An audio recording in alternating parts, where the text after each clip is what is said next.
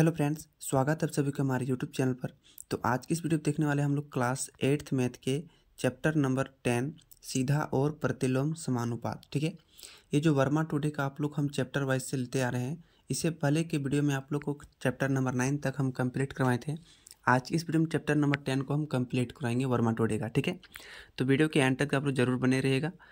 तो चलिए बिना देर के आप लोग को शुरू करते हैं। सबसे पहले हम लोग समझते हैं इसका बेसिक कॉन्सेप्ट के बारे में, जो इसका फार्मूला है। तो 1 नंबर फार्मूला और 2 नंबर फार्मूला। पहला फार्मूला है सीधा अनुपात वाला, दूसरा है प्रतिलोम समानुपात वाला। इसको ध्यान से समझने का प्रयास कीजिएगा। अगर इस चैप्टर में बेसिक को समझ गए तो इस चैप्टर से आप 2 नंबर एग्जाम में जो पूछने वाला यहाँ से आप फिक्स है कि आप उठा ही लेंगे। ठीक ना। तो समझिए कि ये सीधा अनुपात वाला फार्मूला कहाँ उपयोग करेंगे और प्रतिलोम समानुपात वाला फार्मूला हम लोग कहाँ यूज करेंगे। ठीक है, जैसे मान के चलिए 1 केजी हम लोग आम लेते हैं। ठीक है, 1 केजी हम लोग आम लेते हैं, इसका दाम है 20 रुपया। 1 केजी आम का दाम कितना है? 20 रुपया। तो 2 केजी का आम दाम कितना हो जाएगा? 2 केजी के आम के दाम कितना हो जाएगा? 40 रुपया हो जाएगा ऑटोमेटिक। ध्यान से देखिए, 1 केजी का था 20 रुपया और 2 केजी का कितना हो गया? 40 रुपया हो गया। मतलब 1 की जगह 2 किए हैं, मतलब इधर दाम हम बढ़ा दिए। ठीक ना, इधर हम मात्रा बढ़ा दिए तो इधर रुपया भी क्या हो गया? बढ़ गया। मतलब हम इधर मात्रा को बढ़ाएंगे तो इधर रुपया भी क्या हो गया? बढ़ गया। तो एक तरफ बढ़ाएंगे और दूसरा तरफ भी बढ़ेगा। ठीक ना। तो यहाँ जो फार्मूला लगेगा आपका सीधा अनुपात लगेगा। कौन सा अनुपात लगेगा? सीधा अनुपात। इसका मतलब आपका फार्मूला लग जाएगा x1/y1 इक्वल टू x2/y2 लगेगा। ये फार्मूला लगेगा। ठीक है, अब प्रतिलोम समानुपात का फार्मूला यूज कहाँ करेंगे? देखिए, जैसे एक घर बन रहा है। ठीक ना, एक घर को बनाने में एक घर को बनाने में 30 मजदूर एक घर को बनाने में 30 मजदूर 15 दिन लगाते हैं। एक घर को बनाना है। ठीक है, अब 15 दिन लगा रहे हैं। कितने दिन? 15 दिन। 30 मजदूर है, एक घर को बनाने में कितना दिन लगा रहे हैं? 15 दिन। ठीक है, अगर हम यहाँ 30 मजदूर की जगह हम 15 मजदूर कर देंगे, कितना कर देंगे? 15 मजदूर। तो क्या घर 15 दिन में बनेगा? नहीं बनेगा। 15 दिन में बनेगा? नहीं बनेगा। इसमें क्या होगा? इसमें घर जो है ज़्यादा दिन में बनेगा। काहे कि मजदूरों की संख्या क्या कर दी है? कम कर दी है। तो बात को ध्यान से समझिएगा। अगर 30 गो मजदूर है तो 15 दिन में घर रेडी कर दे रहा है। ठीक है, तो अगर मजदूरों की संख्या हम घटा देंगे तो यहाँ दिनों की संख्या तो बढ़ेगा ना, दिन जो है बढ़ जाएगा। आप समझिए इसमें मामला क्या है। अगर हम एक तरफ राशि को घटा रहे हैं, ठीक है, तो दूसरा तरफ क्या हो रहा है? बढ़ रहा है। एक तरफ घटा रहे हैं तो दूसरा तरफ बढ़ रहा है। ठीक ना। तो एक एक तरफ घटाएंगे और दूसरा तरफ बढ़ेगा। ठीक ना, तो ये कौन सा अनुपात लगेगा? प्रतिलोम समानुपात लगेगा। उसी को कह सकते हैं कि x1 गुना y1 बराबर x2 गुना y2 फार्मूला, या फिर x1/x2 इक्वल टू y2/y1। ये दोनों फार्मूला सेम नहीं है, ध्यान से देखिएगा। ठीक ना, ये x1/y1 है और यहाँ x1/x2 है। तो एक तरफ राशि घटाएंगे तो दूसरा तरफ बढ़ाएंगे, दूसरा तरफ घटेगा, और दूसरा तरफ घटाएंगे तो इधर घटेगा। ठीक ना, तो याद रखिएगा प्रतिलोम समानुपात लगेगा। तो क्वेश्चन को आप लोग ध्यान से पढ़ते चलिएगा। तो पहला क्वेश्चन है कि चाल तथा दूरी में किस तरह का संबंध अनुपात है? तो चाल और दूरी में हमेशा सीधा अनुपात होता है। क्या होता है? हमेशा सीधा, क्योंकि चाल में ना कोई दिशा होती, ना दूरी में भी कोई दिशा होती। दूसरा है कि दिए गए विकल्प में कौन सा व्युत्क्रमानुपात का उदाहरण है? तो व्युत्क्रमानुपात का मतलब एक दूसरे के उल्टा, तो चाल और दूरी। ठीक है, नेक्स्ट देखते हैं कि सीता आधा घंटा में 250 शब्द टाइपिंग करती है। ठीक है, तो 500 शब्दों को टाइप करने में, कहीं कंप्यूटर में या मोबाइल में शब्द को टाइप कर रहा होगा। ठीक ना, तो उसे कितना समय लगेगा? क्वेश्चन को ध्यान से समझिए। आधा घंटा का मतलब कितना होता है? 30 मिनट। आधा घंटा का मतलब 30 मिनट। 30 मिनट में 250 शब्द टाइप करती है। तो पूछ रहा है कि 500 शब्द को, अब यहाँ देखिए, मिनट को आधा नहीं किया है, यहाँ शब्द को क्या कर दिया है? दुगुना कर दिया। शब्द को दुगुना कर दिया। यहाँ था 250 शब्द था, अब यहाँ कितना कर दिया है? 500 शब्द। मतलब देखिए, अगर शब्द को बढ़ाएंगे तो समय भी तो बढ़ेगा। शब्द बढ़ा है 2 गुना, तो समय बढ़ेगा भी 2 गुना। तो 30 दूना कितना हो जाएगा? 60। तो 60 मिनट लगेगा। और 60 मिनट का मतलब कितना होता है? 1 घंटा। तो ऑप्शन नंबर 1 हो जाएगा। या फिर दूसरे तरीके से बनाने का नियम क्या है? आधा घंटा मतलब क्या होता है? 30 मिनट। 30 मिनट में 250 शब्द को क्या करती है? लिखती है। तो नीचे लिखेंगे 250 शब्द। ठीक है, आप बोल रहा है 500 शब्द को लिखने के लिए, तो 500 शब्द को लिखने के लिए कि टाइप करने में कितना समय लगेगा? मान लेते हैं x मिनट लगेगा। कितना लगेगा? x मिनट चाहे x घंटा। अब इसको बनाने का फॉर्मूला आपको बताए थे अभी पीछे। उसका फॉर्मूला क्या था कि x1/y1, x1/y1, ठीक है, x1/y1 इक्वल टू x2/y2। अभी सीधा अनुपात लगाएं फॉर्मूला। सीधा अनुपात क्यों?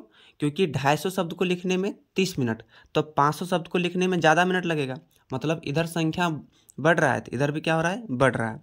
तो अब x1 x2 का मान कितना है? x1 का मान आपका हो जाएगा 30 और x2 का मान हो जाएगा y1 का मान हो जाएगा आपका 250 बराबर। यहाँ पर तो खाली घर x था और यहाँ y2 हो जाएगा आपका 500।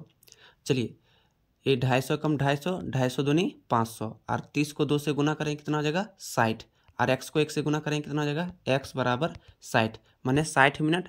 60 मिनट में कितने घंटा होता है? 1 घंटा होता है। अब दोनों के तरीके से बना सकते हैं, या तो आप शॉर्टकट भी या तो भी आप लॉन्ग तरीके से। शॉर्टकट कैसे आपको बताएं? आधा घंटा माने 30 मिनट, तो 250 शब्द लिखती है, ठीक है। तो 500 शब्द में तो देखिए शब्द का यहाँ पर 2 गुना हो गया, तो यहाँ मिनट का भी तो 2 गुना कर देंगे, 30 दूनी 60, सीधे कर देंगे 1 घंटा।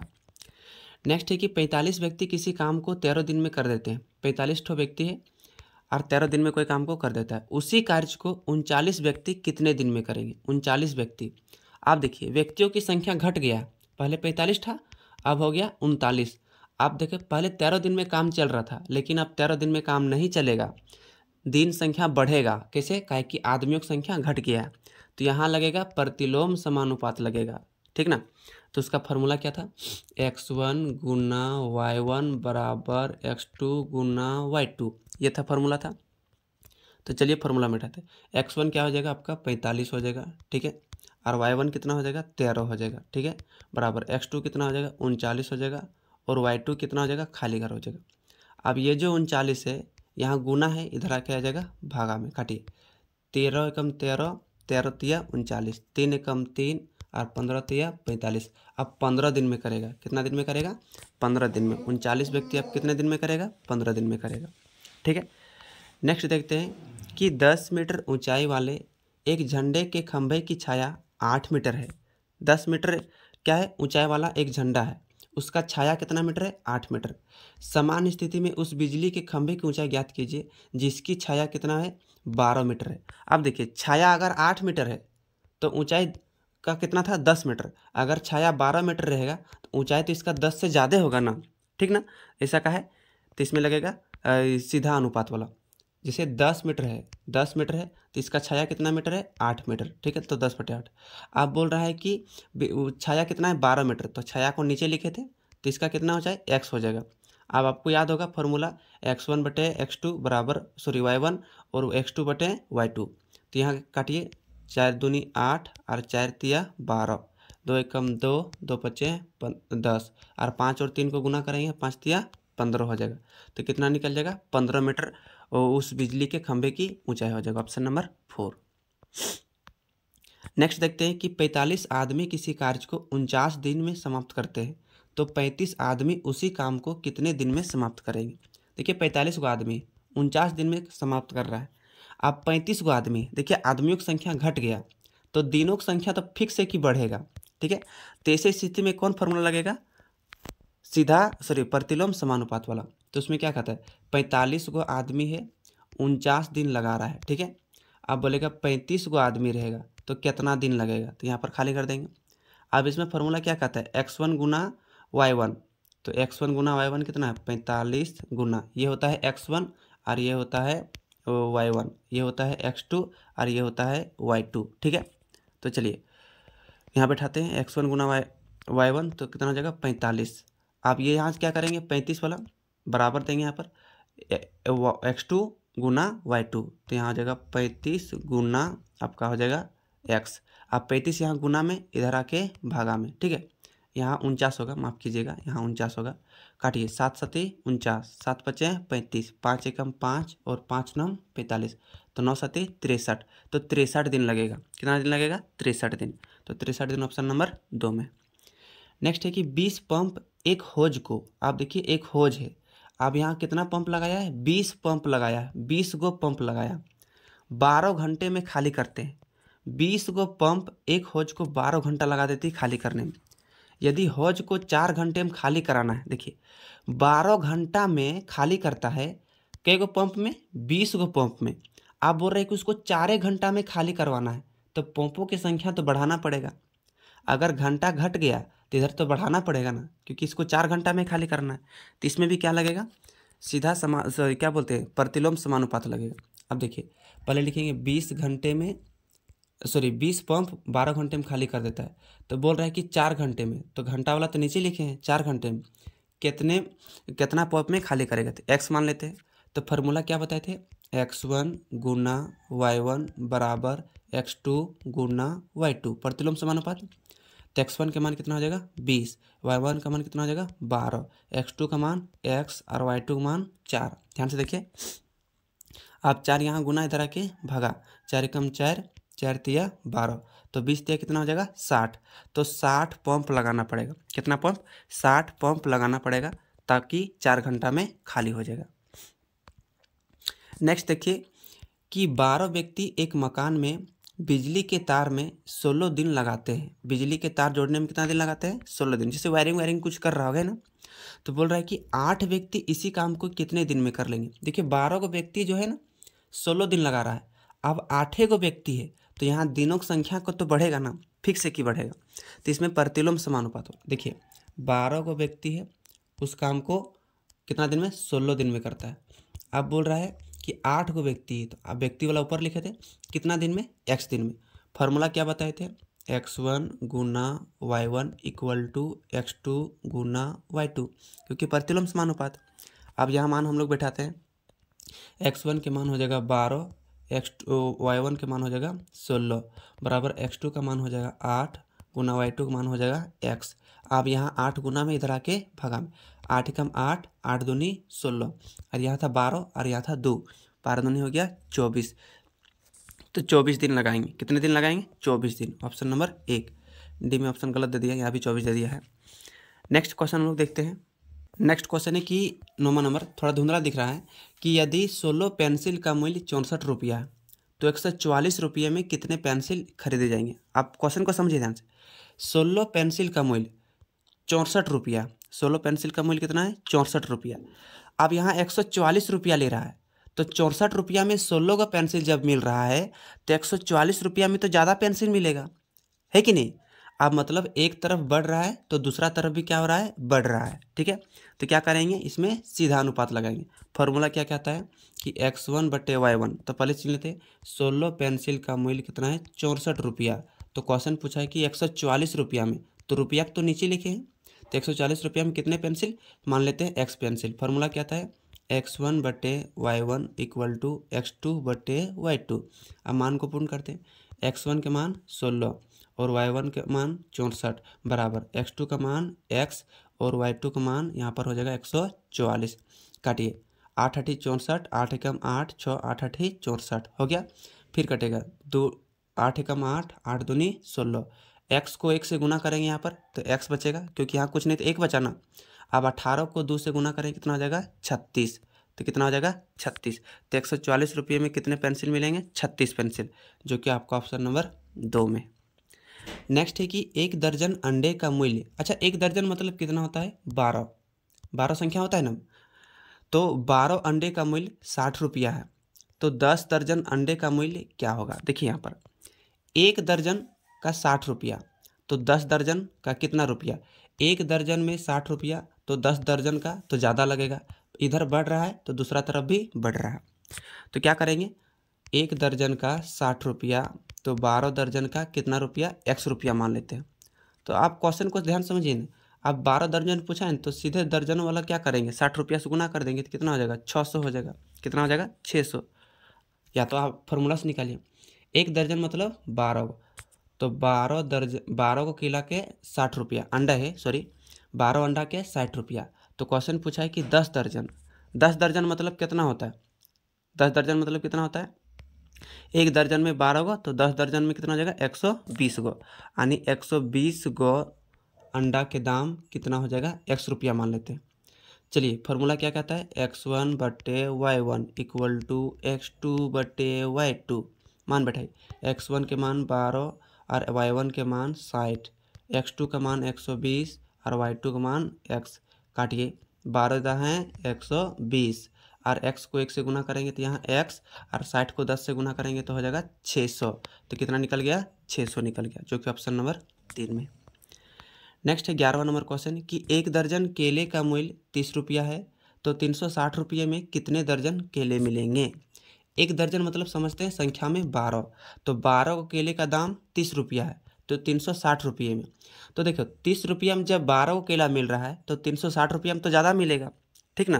तो ये यहाँ भी लगेगा सीधा अनुपात। देखिए 12 को केले का दाम 30 रुपया, तो पूछा है 360 रुपया में कितने, तो 360 रुपया हम नीचे लिखे तो कितने केले? x केले मिलेंगे। फार्मूला x1 बटे y1 इक्वल टू x2 बटे y2।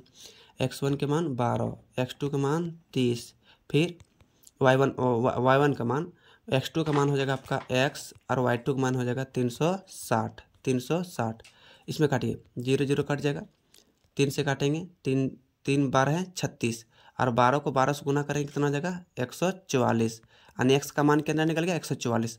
तो आपको क्वेश्चन पूछा है कि कितने दर्जन मिलेंगे, कितने दर्जन। तो देखिए 1 दर्जन में 12 ठो होता है, और मेरा आंसर कितना निकला? 144। तो इसको 12 से भाग दे देंगे तो कितना निकलेगा? 12 12 है 144, तो 12 दर्जन मिलेंगे केला। कितने दर्जन? 12 दर्जन।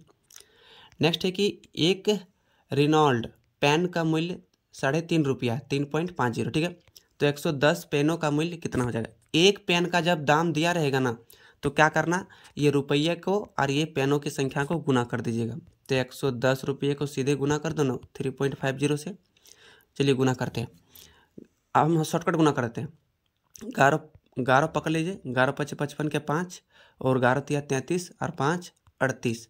अब 2 0 का 2 0, यहाँ 2 अंक के बाद पॉइंट है तो 2 अंक के बाद पॉइंट लगाइए, तो कितना निकल जाएगा? 385 निकल जाएगा, क्योंकि पॉइंट के बाद 0 नहीं होता है, तो 385 रुपया निकल जाएगा। नेक्स्ट है 13वां नंबर क्वेश्चन कि 10 पेंसिल का मूल्य 45 रुपया है, ठीक है। तो 10 दर्जन पेंसिल का मूल्य, अच्छा दर्जन दिया है, पहले इसको संख्या में बदल लेते हैं। संख्या में बदलने के लिए 12 से गुना करेंगे, तो 12 दही कितना हो जाएगा? 120 पेंसिल, ठीक है। तो 10 पेंसिल का दाम 45 रुपया, तो 120 पेंसिल का दाम कितना हो जाएगा? आप देखिए 10 पेंसिल का 45 है, तो 10 दर्जन का तो ज़्यादा हो जाएगा, तो यहाँ लगेगा सीधा अनुपात वाला। तो क्या कहता है? x1 बटे y1 इक्वल टू x2 बटे y2। x1 कितना हो जाएगा? 10, y1 कितना हो जाएगा? 45, ठीक है, इक्वल टू 10 दर्जन कितना संख्या में कितना हो जाएगा? 120 गो, और मूल्य वो संख्या 45 रुपया, तो यहाँ x रुपया हो जाएगा। काटिए 10 एकम 10, 10 दूनी 20, 12 दहा 120, 45 और 20 12 गुना करो, और यहाँ x को 1 से गुना करो, तो x का x हो जाएगा 12 5 60 का 0, और 12 चौक 48, यहाँ गुना करते हैं, 48 और 6 54, तो 540 रुपया हो जाएगा। कितना रुपया? 540 रुपया, ऑप्शन नंबर 2। नेक्स्ट है कि एक नल 20 बोतल पानी में 4 घंटे में भरती, 20 बोतल पानी 4 घंटे में भरती। कोई नल है 420 बोतल पानी है 4 घंटे में भरती, माफ़ कीजिएगा, है ना। तो 6 घंटे में कितने बोतल पानी भरेंगे?